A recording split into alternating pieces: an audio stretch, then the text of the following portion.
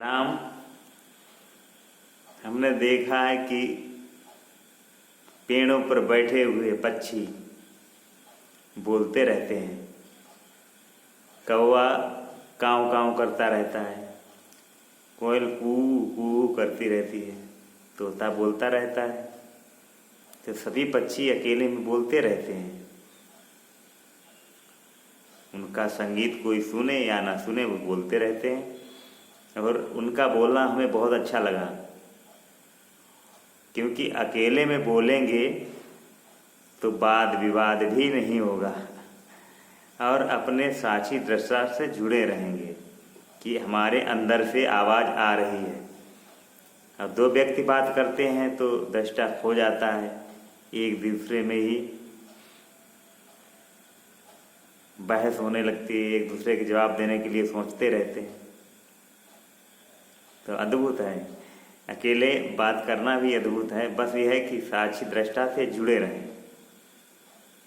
तो हम भी कुछ बोलते हैं, अकेले में बोलते हैं, और जो हमारी बात सुनना चाहेगा सुनेगा, नहीं तो नहीं सुनेगा। फ्रीडम भी है उसकी, हमारी भी फ्रीडम है कि अकेले में बोल रहे हैं।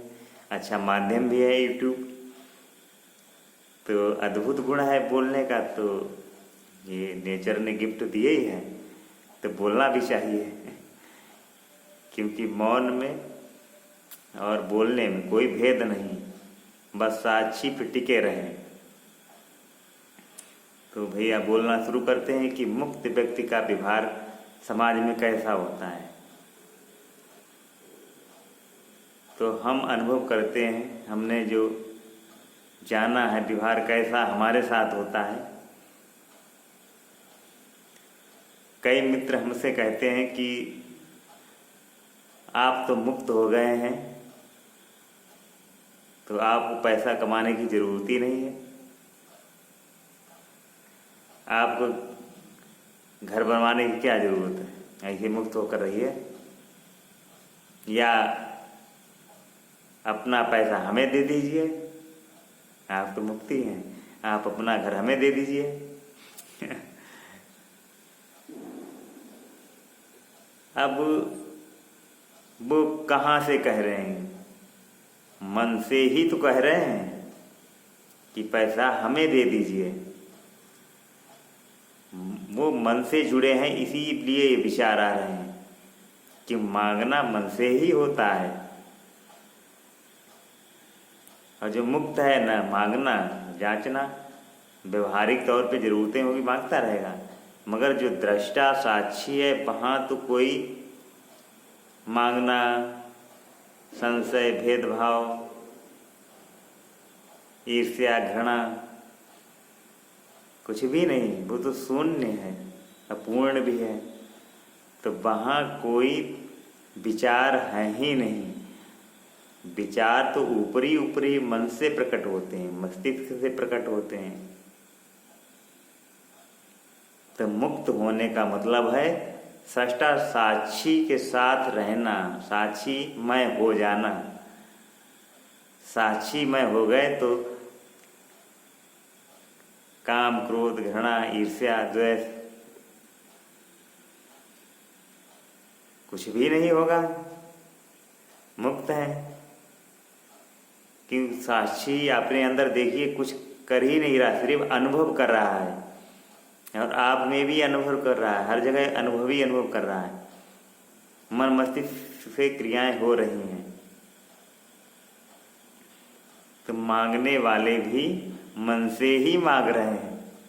हाँ, वो साक्षी दृष्टा मांगता तो हम दे भी देते हैं। साक्षी दृष्टा तो कुछ मांगता ही नहीं, ना देता है ना कुछ लेता है, जहाँ पर है वहीं पर संतुष्ट होता है। साक्षी चेतना ईश्वर भूत हर जगह व्यापक है, और उसकी कोई चाह है ही नहीं। तो उस चेतना से अगर हम मांग रहे हैं, वो मांगेगा नहीं।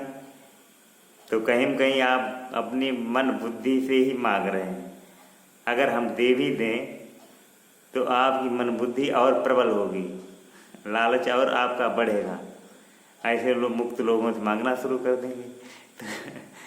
तो एक नई सोच आपकी डेवलप हो जाएगी और आप मुक्त तो होंगे नहीं, नुकसान ही होगा, मन के मारे भटकते रहेंगे। तो तटस्थ होकर देखना ही मुक्त होना है।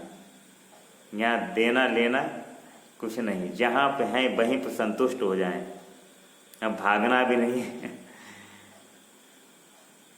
हम आपको दे दें तो ये भी एक गलत है, क्योंकि तटस्थ में भी देना लेना कोई मतलब ही नहीं। देना भी मन से ही होगा, लेना भी मन से ही होगा, बुद्धि से होगा। हाँ, मन से जिन्हें आवश्यकता है, महादरिद्र हैं, कमा नहीं सकते हैं, भोग रहे हैं, तो उनकी मदद करना भी चाहिए। जो स्वस्थ पूर्णा स्वस्थ कमा खा सकता है, हष्ट पुष्ट है, अब वो ये प्रश्न करे कि मुक्त हो गए हैं तो थोड़ा हमें दे दीजिए, तो ये उसका मन ही कह रहा है।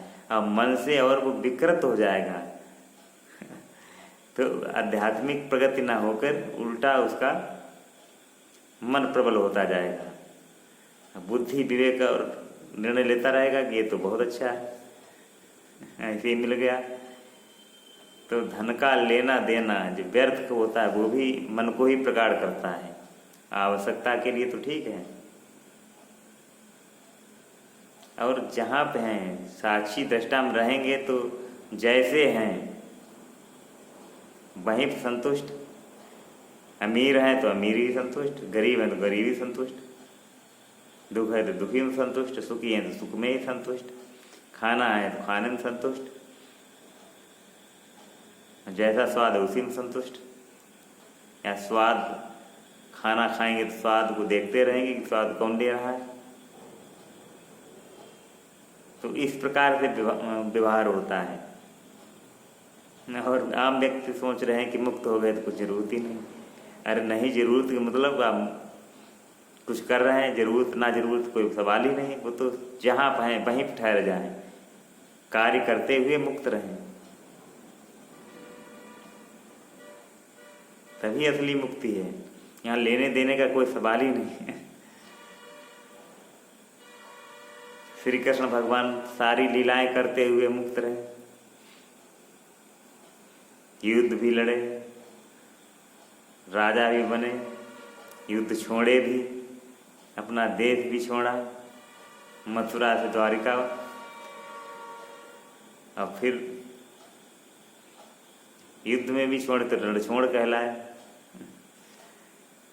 तो मुक्त होकर कार्य करते रहें, जैसे हैं वहीं जैसी परिस्थितियाँ उसी को स्वीकार करते हुए अंदर से साक्षी बने रहें।